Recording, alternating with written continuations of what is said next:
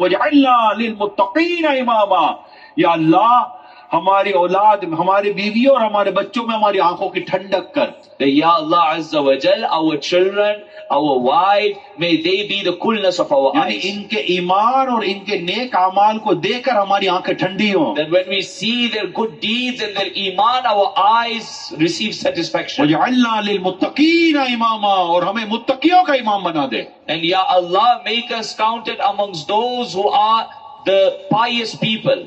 तो मेरे प्यारे साहब, हमारी रिस्पॉन्सिबिलिटी है कि हम अपने ईमान की भी सोच रखें, अपनी फैमिली के ईमान की सोच रखें, अपने फैमिली मेंबर्स के ईमान की सोच रखें, अपने रिलेटिव्स के ईमान की सलामती की सोच रखें, सबके ईमान की सलामती की सोच रखें। और इसके मामले में हम कुछ कोशिशें करें कि आज जबकि इस कोशिश के सदके में अल्लाह पाक हमारे ईमान की हिफाजत का भी सामान फरमा दे। So we should try that we protect our iman, the iman of our family members, those who are close to us, our children. And in this attempt of trying, we never know that with the barakat of this, Allah Ta'ala will strengthen our own iman. ये बहुत जरूरी बात